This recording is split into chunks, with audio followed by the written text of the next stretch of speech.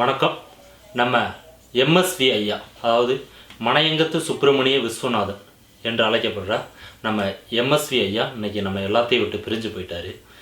அவர் பார்த்தீங்கன்னா ஒரு காலத்தில் நம்ம தமிழ் சினிமா ஒரு கர்நாடக சங்கீதத்தை பேஸ் பண்ணி இசை அமைச்சிட்டு தான் இருந்தாங்க.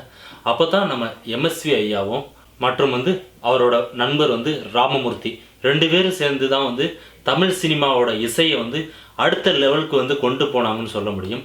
அதாவது இப்போ கரண்ட் ட்ரெண்டில் பார்த்தீங்கன்னா நம்ம ஏஆர் ரகுமான் மாதிரி அந்த காலத்தில் நம்ம எம்எஸ்வி ஐயாவும் ராமமூர்த்தி ரெண்டு பேரும் சேர்ந்து தான் எம்ஜிஆர் படங்களாக இருக்கட்டும், சிவாஜி கணேசன் படங்களாக இருக்கட்டும், அப்போ இருந்த நம்ம ஜெமினி கணேசன் எல்லாரோட படங்களுக்கும் ஒரு மிகப்பெரிய ஒரு பெரிய ஹிட் கொடுத்தவங்க பார்த்தீங்கன்னா இவங்க ரெண்டு பேரும் சேர்ந்து தான்.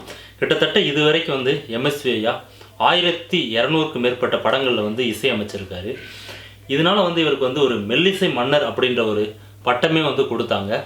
அந்தளவுக்கு எல்லார் மனசுலேயும் ஒரு காலத்தில் ரேடியோ அப்படின்றது இருக்கப்ப எஃப்எம்மில் நைட்டு எப்போ பார்த்தாலும் நம்ம மெல்லிசை விஸ்வநாதன் அண்ட் ராமமூர்த்தி இவங்க ரெண்டு பேரோட பாடல்கள் தான் எப்பயுமே இசைகள் ஒளிபரப்பிக்கிட்டு இருக்கும்.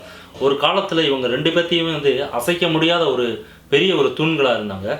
அப்புறம் மெல்லிசை மன்னர் தனியாக நிறையா படங்களுக்கு தனியாகவும் இசை அமைச்சிருக்காரு. அதாவது நம்ம கண்ணதாசன் நம்ம எம்எஸ்வி ஐயா ரெண்டு பேரும் சேர்ந்து ஏகப்பட்ட தத்துவ பாடல்கள் இது வரைக்கும் கொடுத்துருக்காங்க. இன்றைக்கி இருக்க ஒரு ட்ரெண்டில் இப்போ இருக்க யங்ஸ்டராக இருக்கட்டும், ஏதாவது ஒரு சோகங்களாக இருக்கட்டும், ஏதாவது எந்த ஒரு இது இருந்தாலும் அந்த கண்ணதாசனோட தத்துவ பாடல்களை கேட்குறப்ப தத்ரூபமாக நம்மளோட வாழ்க்கையில் இப்போ நடந்துக்கிட்டு இருக்கிறது மாதிரியே அது மாதிரி என்ன மாதிரியெல்லாம் பிரச்சனைகள் வந்திருக்கு, இந்த மாதிரியான தத்துவ பாடல்கள் கண்ணதாசனோட வரிகளுக்கு இந்த எம்எஸ்வி ஐயாவோட இசை ஒரு பெரிய ஒரு பலமாக கூட ஒரு காலத்தில் இருந்துச்சு.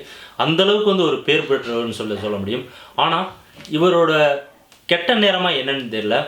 இவருக்கு தமிழ்நாட்டில் உயரிய விருதான கலைமாமணி விருது மட்டும்தான் இவருக்கு கிடச்சிருக்கு. அப்புறம் இந்தியா லெவலில் இவருக்கு அந்தளவுக்கு பெரிய அவார்ட்ஸ் எதுவுமே கொடுக்கல. அது எதுக்குன்னு சொல்லி தெரியலை.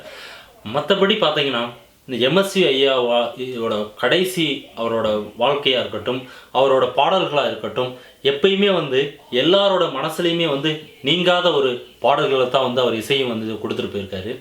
நம்ம எம்எஸ்வி ஐயா 1953 தான் அவரோட முதல் படத்தையே இசையமைக்கிறாரு. அதிலிருந்து இது வரைக்கும் ஒரு 1200க்கும் மேற்பட்ட படங்கள் கொடுத்துருக்காரு. அவர் நிறைய படங்கள் கிட்டத்தட்ட ஒரு 8 படங்கள் நடிச்சிருப்பாருன்னு நினைக்கிறேன். ஒரு படத்தில் இந்த சிகரெட் குடிக்கிற மாதிரி ஒரு இதில் ஃபைனலாக ஒரு மெசேஜ் சொல்லிட்டு போவார். அந்த மாதிரி நிறையா ஒரு 7-8 படங்களையும் நடிச்சிருக்காரு. ஒரு திறமை மிக்க ஒரு இசையமைப்பாளர், ஒரு நல்ல பாடல்களையும் நல்ல ஒரு பாடல்களுக்கு இசையை கொடுத்த ஒரு மிகப்பெரிய ஒரு ஜாம்பவான் இன்றைக்கி நம்ம எல்லாத்தையுமே விட்டு பிரிஞ்சு போயிருக்காரு. அவர் போயிருந்தாலும் அவர் கொடுத்த இசை என்றைக்குமே எல்லாரோட மனசுலையும் நிற்கும்ன்றது அது எந்த மாற்று கருத்துமே கிடையாது. நம்ம எம்எஸ்வி ஐயாவோட ஆத்மா சாந்தி அடைய நான் இறைவனிடம் பிரார்த்தனை செஞ்சுக்கிறேன். அவரோட பிரிவுனால் அவரோட ரசிகர்கள், லட்சக்கணக்கான ரசிகர்கள் அவர் பாடல்களை கேட்டுக்கொண்டிருந்த ரசிகர்கள் எல்லாத்துக்கும் என்னுடைய ஆழ்ந்த அனுபவத்தை தெரிவிச்சுக்கிறேன். நன்றி, வணக்கம்.